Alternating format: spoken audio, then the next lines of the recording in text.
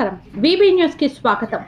Doctor Babasaheb Ambedkar 125 అడుగుల విగ్రహావిష్కరణ కార్యక్రమానికి సన్నాహ సభ బాపులపాడు జనవరి 12 వీబీ న్యూస్ డిజిటల్ మీడియా। ఈ నెల జనవరి 19వ తారీఖున విజయవాడలో జరగనున్న డాక్టర్ బాబాసాహెబ్ అంబేద్కర్ 125 అడుగుల విగ్రహావిష్కరణ కార్యక్రమానికి సన్నాహకంగా గన్నవరం నియోజకవర్గం బాపులపాడు వైఎస్ఆర్సీపీ మండల పార్టీ కార్యాలయంలో మండలంలోని దళిత నాయకులు మరియు కార్యకర్తలు సన్నాహక సమావేశం ఏర్పాటు చేసుకోవడం జరిగింది। ఈ సమావేశానికి మాజీ ఎన్జీఓ నాయకులు మరియు కృష్ణా జిల్లా వైఎస్ఆర్సీపీ క్రిస్టియన్ మైనారిటీ సెల్ అధ్యక్షులు పోలిమెట్ల జయరాజు ముఖ్య అతిథిగా హాజరయ్యారు।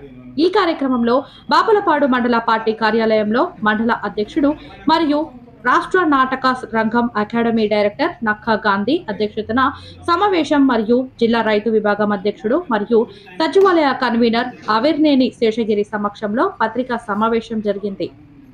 ముందుగా బాబాసాహెబ్ అంబేద్కర్ చిత్రపటానికి పూలమాలలు వేసి నివాళులర్పించి కార్యక్రమం కొనసాగించారు।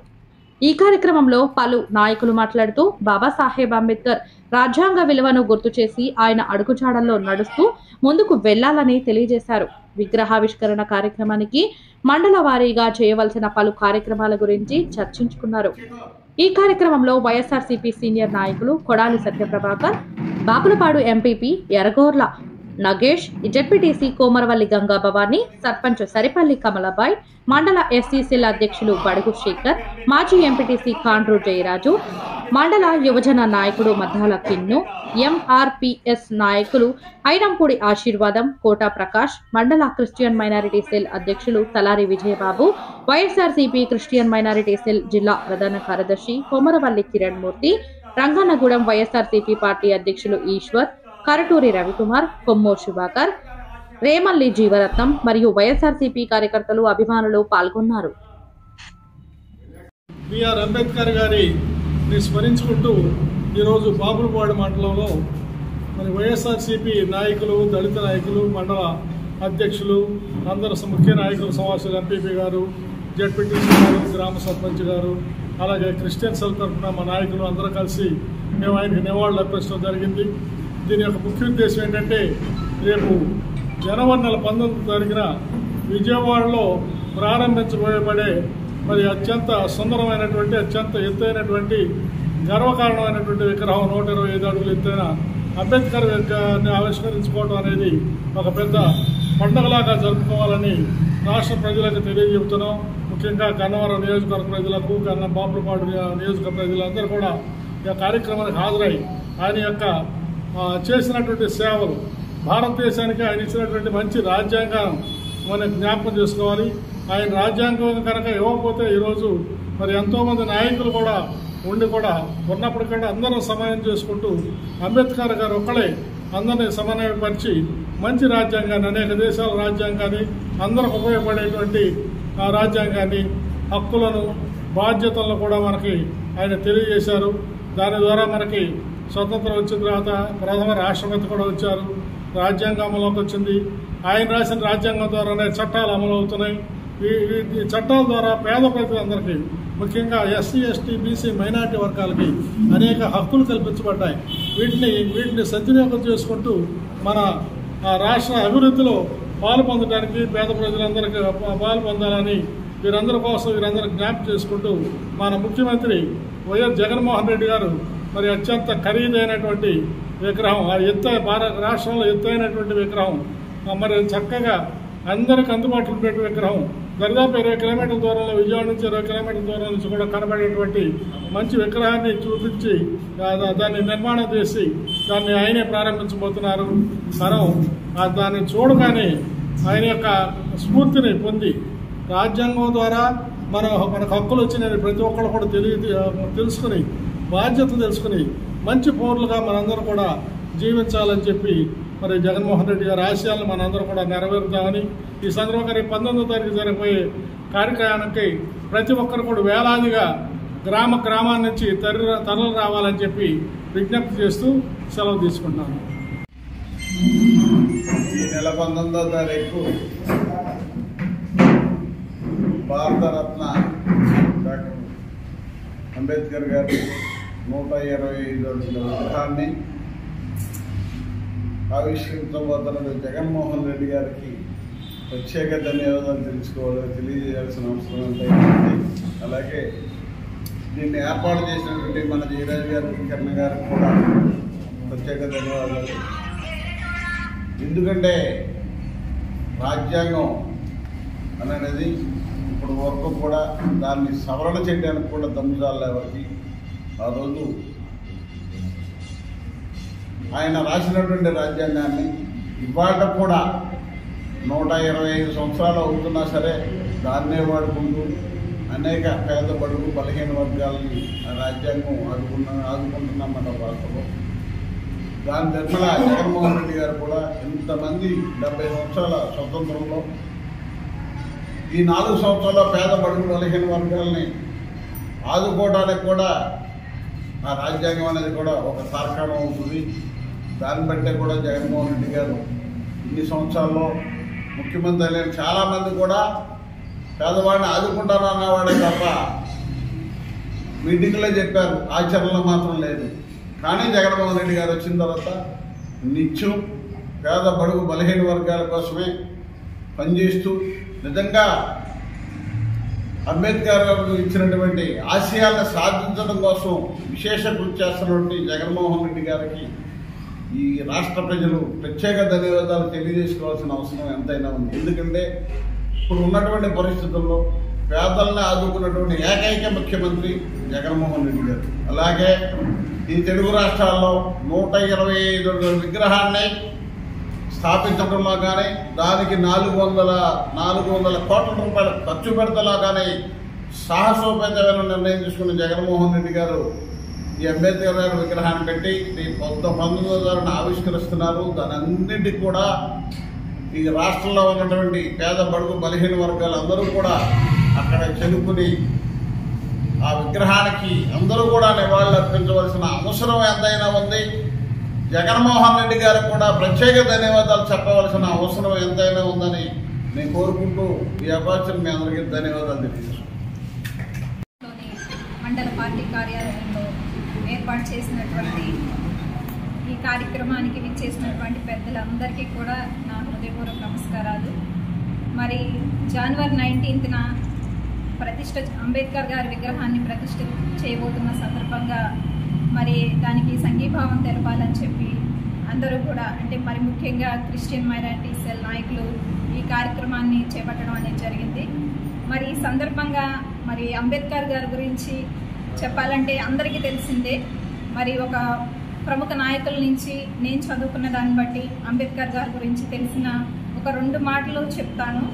అదేంటంటే అంబేద్కర్ గారు రచించినటువంటి రాజ్యాంగం అనేది దాని యొక్క అమలు అనేది ఆయన చెప్పారు, స్వయంగా ఆయనే చెప్పారు అంబేద్కర్ గారు ఏమనంటే that the constitution if I find that the constitution is being misused I shall be the first person to burn it అనేసి ఒక ప్రోవెబ్ చెప్పారు ఆయన. అంటే దీని అర్థం ఏంటంటే రాజ్యాంగం అనేది ఎప్పుడైతే దుర్వినియోగం అనేది చేయబడుతుందో నేనే మొదటి వ్యక్తిగా ఉంటాను, మొట్టమొదటి వ్యక్తిగా దాన్ని తగలబెట్టడానికి నేనే మొట్టమొదటి వ్యక్తిని అవుతానని చెప్పి ఒకసారి అంబేద్కర్ గారు చెప్పారు. ఎందుకు ఈ మాట చెప్పారు అంటే రాజ్యాంగం అనేది అది మంచిదే, కానీ దాన్ని అమలు చేయడం అనేది నాయకుల యొక్క చేతుల్లో ఉందని చెప్పేసి మన అంబేద్కర్ గారు ఒక చోట చెప్పారండి. అది చాలా నిజమండి. మనం ఎంచుకునే పాలకులు ఎవరైతే ఉన్నారో వాళ్ళు అమలు చేసే విధానాన్ని బట్టే రాజ్యాంగం అనేది అది సద్వినియోగం అవుతుందా దుర్వినియోగం అవుతుందా అనేది మనం ఖచ్చితంగా చెప్పవచ్చు. సో ఈ సందర్భంగా నేనేం చెప్తానంటే మనం ఎవరినైనా సరే ఒక మంచి నాయకులను ఎంచుకొని మన రాష్ట్రాన్ని పరిపాలించి ఇప్పుడు ప్రస్తుతం ఉన్నటువంటి మన జగన్మోహన్ రెడ్డి గారు మరి అంబేద్కర్ ఆశయాలకు అనుగుణంగా మరి మన రాష్ట్రాన్ని పరిపాలిస్తున్నారు. అనేక మంది దళితులకు ఆయన అనేక సంక్షేమ పథకాలను తీసుకొచ్చి చక్కగా రాష్ట్రాన్ని పరిపాలిస్తున్నారు. మరి అలాంటి ముఖ్యమంత్రి గారిని, అలాంటి పాలకుల్ని మనం ఎప్పుడూ కూడా రాజ్యాంగం యొక్క ఆశయాలకు అనుగుణంగా వారినే ఎంచుకుంటూ మన రాష్ట్రాన్ని అభివృద్ధి పదంలో నడిపించుకోవాలని కోరుకుంటూ ఈ అవకాశం ఇచ్చినందుకు అందరికీ ధన్యవాదాలు. మరి క్రిస్టియన్ సెల్ జిల్లా అధ్యక్షులు జయరాజ్ గారు రావడం, మరి ఇక్కడ వేదికను అలంకరించిన పెద్దలందరికీ కూడా నా హృదయపూర్వక నమస్కారాలు తెలియజేస్తున్నాం. మరి రేపు జనవరి 19వ తారీఖున డాక్టర్ బాబాసాహెబ్ అంబేద్కర్ గారి విగ్రహ ఆవిష్కరణ. మరి మన రాష్ట్ర ముఖ్యమంత్రి జగన్మోహన్ రెడ్డి గారు నిజంగా ఏదైతే అంబేద్కర్ గారి ఆశయాలతోటి ఈరోజు హక్కులను పొందుతూ రిజర్వేషన్ కల్పించుకుంటూ ఉన్నాము అని అంటే మరి ఆ మహనీయుడు అంబేద్కర్ గారి గొప్పతనమేనని నేను గర్వంగా చెప్తున్నాను. నేనైనా, సర్పంచ్ గారైనా, ఎంపీపీ గారైనా మేమందరం కూడా బడుగు బలహీన వర్గాల నుంచి ఈరోజు ఇలాంటి పదవుల్లో ఉన్నాము అని అంటే ఖచ్చితంగా అది ఆ మహనీయుడి కృషి వల్లనేనని నేను గర్వంగా చెప్తున్నాను.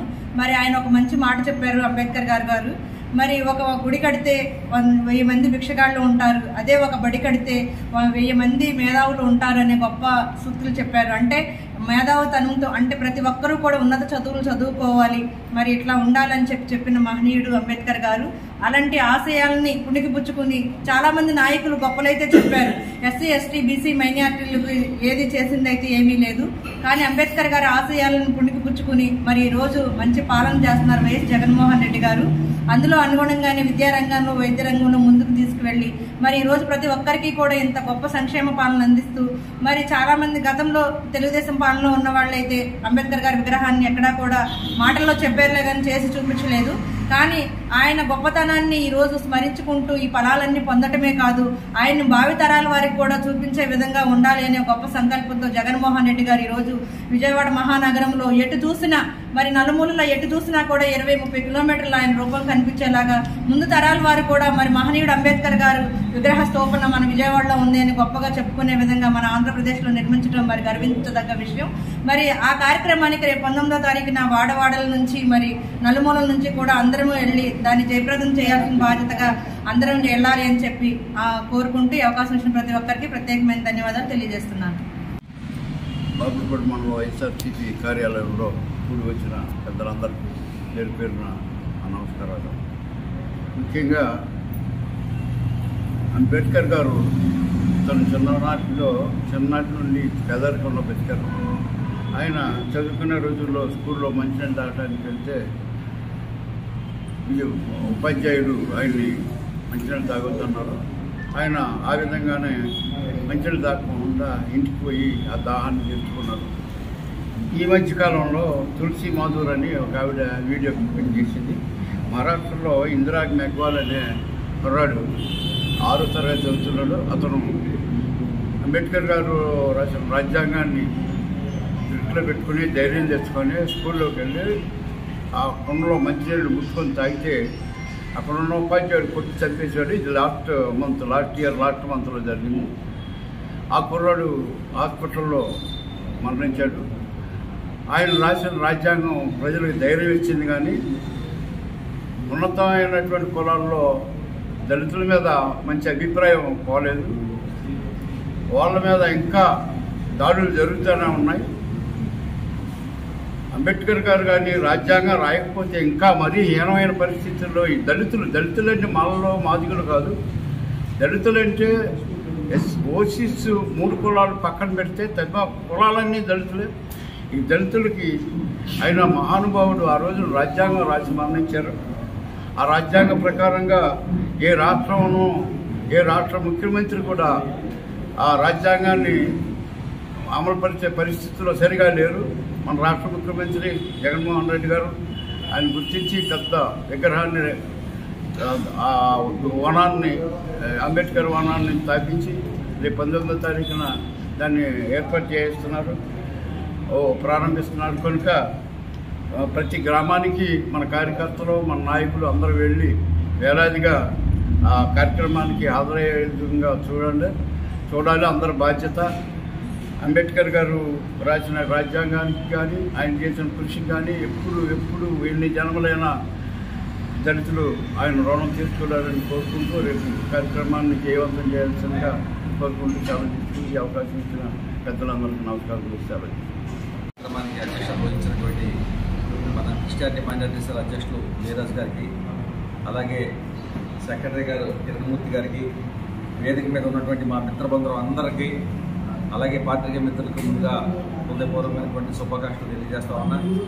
ముఖ్యంగా మన ప్రీతం నేత వైఎస్ జగన్మోహన్ రెడ్డి గారు తాను చేపట్టేటువంటి అభివృద్ధి కార్యక్రమాలు కానివ్వండి, సంక్షేమ కార్యక్రమాలు కానివ్వండి, ఈ యొక్క అంబేద్కర్ గారి రాజ్యాంగానికి స్ఫూర్తిగా తీసుకుని చేసే విధంగా అన్ని కార్యక్రమాలు కూడా ఈ పేద బడుగు బలహీన వర్గాల వారికి చెందాలి అనేటటువంటి ఏకైక ఉద్దేశంతో పనిచేస్తున్నటువంటి వ్యక్తి జగన్మోహన్ రెడ్డి గారు.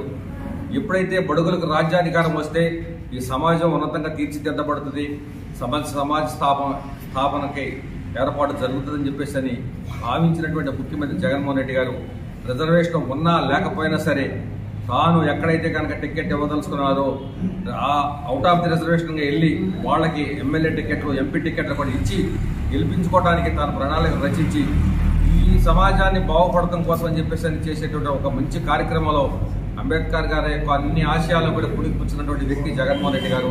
అటువంటి మహానుభావుడి యొక్క విగ్రహాన్ని తానే శంకుస్థాపన చేసి తానే ప్రారంభోత్సవం చేయడానికి కూడా ముహూర్తం పెట్టుకుని చేస్తున్నాడంటే 400 కోట్ల రూపాయలు ఖర్చు పెట్టి చేసేటటువంటి ఈ యొక్క మహత్తరమైన కార్యక్రమం ఈ యొక్క తెలుగు రాష్ట్రాల్లో ఎక్కడా కూడా లేదు అని చెప్పేసి మనందరం కూడా గర్వంగా చెప్పుకునే విధంగా ఈ స్వరాజ్య మైదానంలో ఈ యొక్క విగ్రహ కార్యక్రమాన్ని తీర్చిదిద్దడం జరుగుతా ఉన్నది.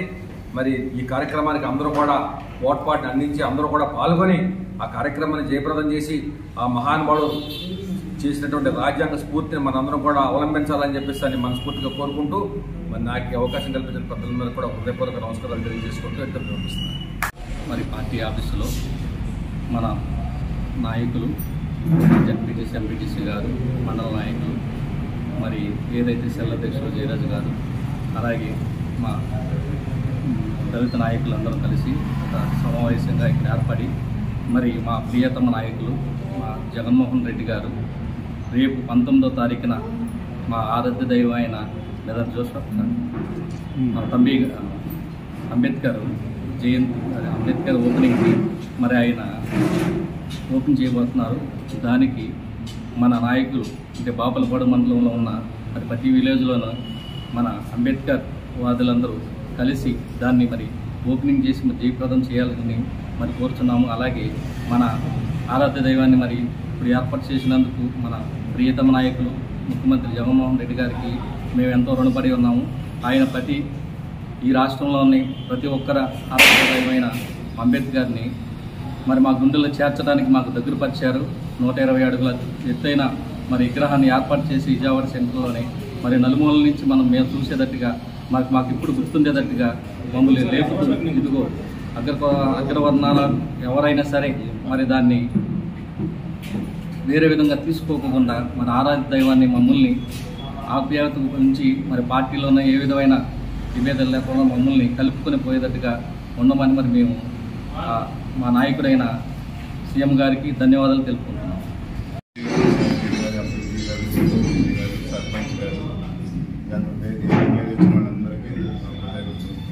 జగన్మోహన్ రెడ్డి గారు అన్న ఇవాళ 400 కోట్లు ఖర్చు పెట్టి ఆ మహానుభావుడు ఎంతోమంది తగ్గుతారు, కానీ ఇవాళకి అంత 125 అడుగులు విగ్రహాన్ని ఎవరు ఇంతవరకు పెట్టలేకపోయారు. తర్వాత తెలంగాణలో కేసీఆర్ గారు పెట్టారు. ఇప్పుడు మన జగన్మోహన్ రెడ్డి గారు మనకి విజయవాడలో అతేమో పెద్దది మామూలుగా అక్కడ ఇవాళ విజయవాడలో గుర్తింపు ఇచ్చింది.